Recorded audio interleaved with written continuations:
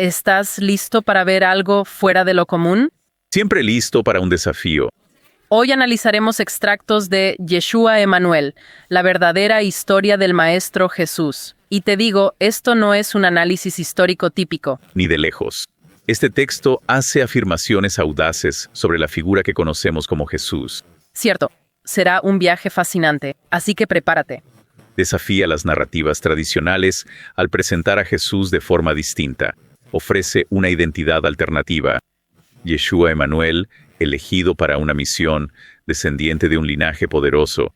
Es curioso, porque el Jesús histórico ya está envuelto en misterio. Aquí se nos pide reconsiderar sus orígenes y propósito por completo. ¿Qué opinas de eso? Sin duda, desafía siglos de interpretación teológica. Incluso consideramos a Yeshua Emmanuel como un hombre elegido para una misión, no una figura divina. Plantea preguntas sobre el libre albedrío, el destino y la naturaleza de la espiritualidad. Es mucho para procesar. Luego está la idea de colonizadores voluntarios de otros planetas. La fuente menciona las Pléyades, incluso nombres de planetas específicos. Exacto. Suena como una epopeya de ciencia ficción. Captura la imaginación, ¿no crees? En esta narrativa cósmica hay una lucha contra el virus de la ambición. Bien, hablemos de este virus. La fuente sugiere que se originó en un planeta llamado Sation. Sation, correcto. Infectó a Lucifer y podía transformar seres en formas reptilianas. Ahí empecé a pensar si era más una alegoría que un relato histórico. ¿Qué opinas? Es definitivamente una imagen impactante. Si bien no tenemos evidencia concreta de virus espaciales o cambios reptilianos, vale considerar su simbolismo. Quizás este virus de ambición representa los aspectos más oscuros de la naturaleza humana. Codicia, sed de poder, ansias de control. No un cambio físico, sino una metáfora de cómo estos rasgos negativos corrompen e influyen la conducta. Exacto. Esta idea concuerda con la fuente que dice que el virus ha permeado la historia, causando conflictos y dominación. Y ahí es donde entran los Nephilim, ¿no? La fuente los describe como seres poderosos corrompidos por el virus, que buscaban controlar a la humanidad. Me recuerda a las historias de gigantes y semidioses en muchas culturas, como los titanes griegos o los Jotnar nórdicos. Así es, así es. Parece que seres poderosos, buenos y malos, metidos en asuntos humanos es un tema recurrente en la historia. Es un paralelismo fascinante, ¿no? Te hace pensar en el origen de estas historias, las vivencias o creencias comunes que reflejan, ¿sabes? Y esta fuente va más allá, presentando el concepto de civilizaciones dentro de la Tierra. Espera, un momento. ¿Civilizaciones dentro de la Tierra? Eso es lo que propone este documento. Eso sí que es nuevo. Sugiere que estas sociedades ocultas han influido en la historia humana, unos guardando saberes antiguos, otros cayendo en el mismo virus de la ambición. Es un concepto que te vuela la cabeza. Sí que lo es. Es como si solo rascáramos la superficie de una historia oculta mucho mayor. Y en este drama cósmico está Yeshua Emmanuel, cuyas enseñanzas, según esto, eran muy distintas a lo que se cree. Afirma que su mensaje era empoderar a la gente para usar su potencial interno, no sobre fe ciega o depender de autoridades externas. ¿Qué opinas de esa idea, considerando que parece reflejar temas de otras tradiciones espirituales? Eso es lo que encuentro particularmente fascinante, la idea de que todos tenemos esta divinidad interna, esta conexión con una fuente de energía universal. Es un tema recurrente en diversas culturas y espiritualidades. ¿Podría haber una verdad universal oculta en estos diversos sistemas de creencias? Sin duda, invita a una mayor exploración. Te hace preguntarte si tenemos este potencial sin explotar, esta conexión universal. ¿Por qué no todos, ya sabes, caminando sobre el agua haciendo milagros? ¿Qué pasó en el camino? Esa es la pregunta del millón, ¿no? Y esta fuente ofrece una, respuesta provocadora. Sugiere que la crucifixión, base del cristianismo, fue una invención para controlar a las masas. Dices que la crucifixión fue un encubrimiento. Eso es lo que propone este documento. Pero, ¿con qué fin? ¿Por qué tomarse tantas molestias? Según esto, el poder se sintió amenazado por el mensaje de Yeshua Emmanuel. Veían sus enseñanzas sobre divinidad interior y energía universal como amenaza a su autoridad. Al eliminarlo y torcer su mensaje, mantenían el control, dejando a la gente dependiente de ellos. Precisamente, plantea otra visión de las dinámicas de ese periodo, mostrando cómo lo espiritual se mezcla con luchas de poder y control. Es una afirmación audaz, sin duda. Pero si Yeshua Emmanuel no fue crucificado, ¿qué pasó con él? Exacto. Este texto sugiere que vivió mucho tiempo, incluso escapó para seguir enseñando. Así es. La fuente dice que se refugió en Egipto, quizás llevando su mensaje más al este. Nos hace pensar qué otras historias se habrán perdido, ocultado o reescrito por intereses particulares. Te preguntas, ¿cuánto de lo que creemos historia es en realidad una versión cuidadosamente editada? Es como si la historia contada por los vencedores cobrara un nuevo significado. Y esta narrativa alternativa no termina ahí. La fuente hace afirmaciones aún más sorprendentes sobre la vida de Yeshua tras la supuesta crucifixión. Vale, aquí es donde se pone muy interesante. El documento sugiere que estaba casado con María Magdalena. Y no solo eso, ella no era la figura que el cristianismo tradicional suele retratar.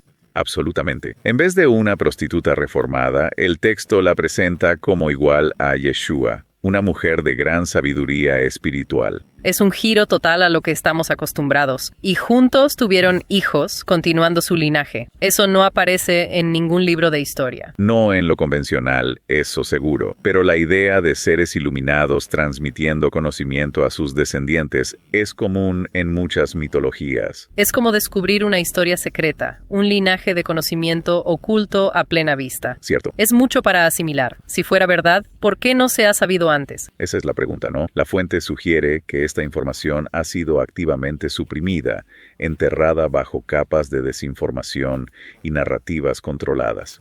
Propone un esfuerzo deliberado para mantener este conocimiento oculto de las masas. Es una teoría de la conspiración a gran escala, un linaje secreto, saberes antiguos y fuerzas poderosas trabajando para mantenerlo todo oculto. Es toda una historia. Suena como algo sacado directamente de una novela de Dan Brown. Es, sin duda, una narrativa cautivadora, pero incluso si vemos esta fuente con, ya sabes, una buena dosis de escepticismo, nos hace preguntarnos, ¿y si? ¿Qué tal si hay más en la historia de Yeshua Emmanuel de lo que se ha enseñado tradicionalmente? ¿Y si este documento, pese a sus afirmaciones poco convencionales, contiene algo de verdad, una visión oculta por explorar? Es mucho para asimilar, pero aunque no tomemos todo como un hecho, hay ideas aquí que dan que pensar. Entonces, ¿qué hacemos con esta información? ¿Qué relevancia tiene para nosotros hoy? Miles de años después, ahí entra la fuente llamada a la acción. No solo presenta una historia alternativa, nos insta a buscar conocimiento, cuestionar lo aprendido y usar nuestro potencial. No es solo descubrir una historia perdida, es aplicar esas lecciones y reconocer nuestro poder interno. Exactamente. Es entender que somos activos en formar nuestra visión del mundo y nuestro lugar. Es como si este texto nos llamara a despertar individual y colectivamente. Precisamente. Nos reta a liberarnos de límites y asumir nuestro propio poder. Esta idea de un virus de ambición realmente me impactó. Te hace preguntarte, ¿hay algo de eso en todos nosotros? Y si es así, ¿cómo lo superamos? No solo a nivel personal, sino como sociedad. Es una pregunta que vale la pena reflexionar, quizás reconociendo patrones de control, manipulación de narrativas y supresión del conocimiento. Podemos empezar a liberarnos de esos ciclos. Se trata de reconocer nuestra agencia, nuestra capacidad de elegir un camino diferente para nosotros y futuras generaciones. Ese camino, según este documento, lleva hacia adentro, sea que creamos o no en la interpretación literal de las enseñanzas de Yeshua Emmanuel, el énfasis en la divinidad interior y la energía universal. Resuena con muchas tradiciones espirituales. Es la idea de que no somos solo seres físicos, sino espirituales teniendo una experiencia humana. Y si aprovechamos ese lado espiritual, ¿quién sabe de qué seríamos capaces? Exacto. Es un concepto poderoso, ¿verdad? Esta fuente, pese a lo inusual, nos recuerda el potencial inexplorado que hay en cada uno. Nos reta a ir más allá, a superar lo aceptado y conectar con una verdad más profunda. Se trata de recuperar el asombro, de recordar que somos parte de algo mucho más grande. Es un llamado a nuestra grandeza, a ser autores de nuestras propias historias, ¿sabes? Y quizás redescubrir una historia oculta, un legado de sabiduría esperando ser desenterrado. Esta inmersión ha sido una locura, por decirlo menos. Ha retado mis ideas, despertado mi curiosidad y me ha dejado con más preguntas que respuestas. Y eso, creo, es la marca de una exploración realmente cautivadora. No es llegar a conclusiones, sino abrir la mente a nuevas ideas, cuestionar lo que creemos y abrazar el misterio. Se trata de seguir buscando, explorando, sumergiéndonos en lo desconocido. Exacto. Y quién sabe qué podríamos descubrir en el camino. Eso es lo que me encanta de este proceso. Siempre hay más por descubrir, aprender y entender. Es un viaje sin fin. Y con eso llegamos al final de nuestra inmersión de hoy. Pero recuerda, la exploración no tiene que terminar aquí. Sigue cuestionando, buscando y profundizando en los misterios que te intriguen. Hasta la próxima, sigue explorando.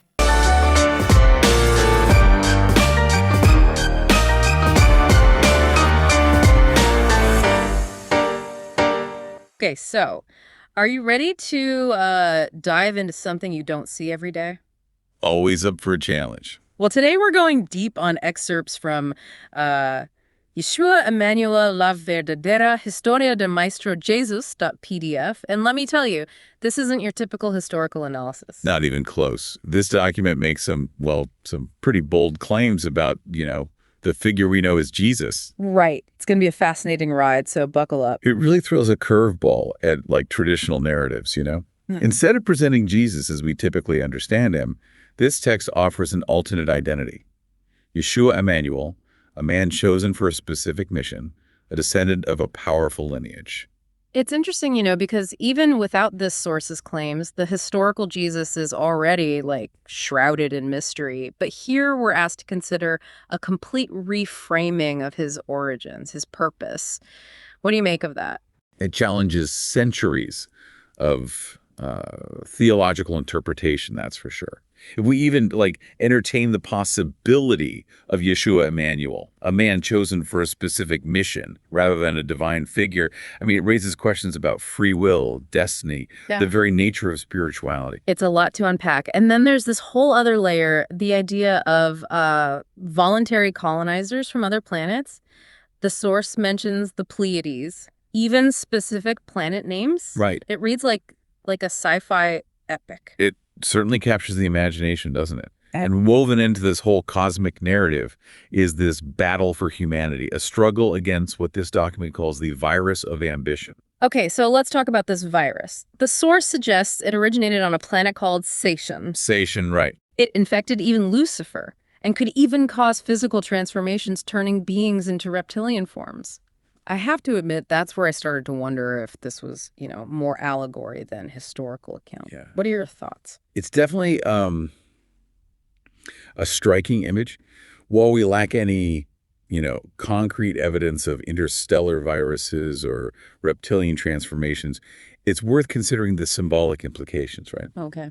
Perhaps this virus of ambition represents, the darker aspects of human nature: greed, lust for power, the desire for control. So not literal shape-shifting, but maybe a metaphorical representation of how these negative qualities can corrupt and influence behavior. Exactly. And this interpretation aligns with the source's claim that this virus has permeated human history, driving conflict, fueling the desire for domination. And that's where the Nephilim come in, right? This source paints them as powerful beings corrupted by this virus who sought to control humanity. It reminds me of how many cultures have stories of giants, demigods, the Titans of Greek mythology, the Jotnar in Norse mythology. Right. It seems like the idea of powerful beings, some benevolent, some not, interfering in human affairs is a recurring theme throughout history. It's a fascinating parallel, isn't it? It makes you wonder about the origins of these stories, the shared human experiences or beliefs they might reflect. For sure. And this source goes even further, introducing the concept of inner Earth civilizations. Wait, hold on. As in civilizations residing inside the Earth? That's what this document's proposing. That's a new one. It suggests that these hidden societies have played a role in humanity's story. Some safeguarding ancient knowledge, others succumbing to that same virus of ambition. It's a truly, mind-bending concept. It really is. It's like we're only scratching the surface of a much larger hidden history. And amidst all this cosmic drama, we have Yeshua Emmanuel, whose teachings, according to this source, were radically different from what's traditionally believed. Yeah. It claims his message was about empowering people to tap into their own inner potential, not about, blind faith or reliance on external authorities. What do you make of that idea, especially considering, it seems to echo themes found in other spiritual traditions? That's what I find particularly fascinating. The idea that we all possess this sort of inner divinity, this connection to a universal energy source. It's a recurring theme across diverse cultures, spiritualities. It's true. Could there be a universal truth hidden within these various belief systems? It certainly invites further exploration. It makes you wonder if we truly have this untapped potential, this connection to a universal energy. Why aren't we all, walking on water, performing miracles? What happened along the way? That's the million-dollar question, isn't it? Yeah. And this source offers a rather provocative answer. It suggests that the story of the crucifixion, a cornerstone of Christian belief, was a fabrication, a carefully constructed narrative designed to control the masses. You're saying the crucifixion was like a cover-up. That's what this document proposes. Yeah. But to what end? Why go through such, elaborate lengths? According to this document, those in power, they felt threatened by Yeshua Emmanuel's message of empowerment.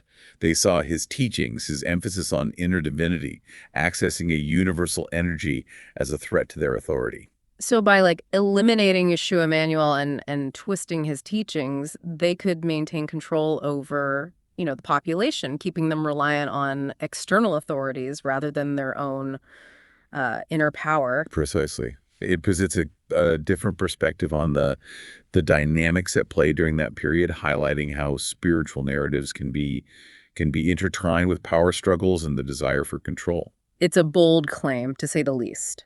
But if Yeshua Emmanuel wasn't crucified, what became of him? Right. This document suggests he lived a long life, even escaped to continue his teachings. That's right. The source claims he found refuge in Egypt, potentially spreading his message further east as well. It challenges us to consider what other historical narratives might have been lost, suppressed, rewritten, to fit a particular agenda. It makes you wonder how much of what we accept as historical fact is actually a carefully curated version of events. It's like those histories written by the victors saying suddenly take on a whole new meaning. And this alternative narrative doesn't end there.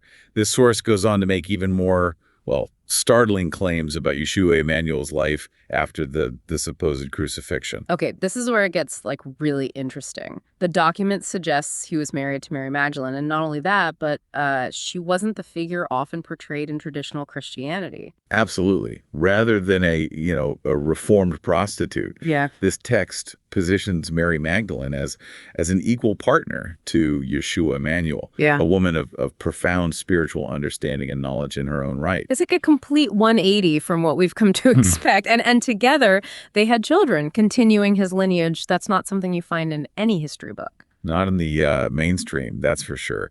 But the idea of, enlightened beings passing down knowledge, abilities through their descendants, it's a common thread woven through many cultures' mythologies. It's like we're uncovering a secret history, a lineage of knowledge hidden in plain sight. Right. It's a lot to take in.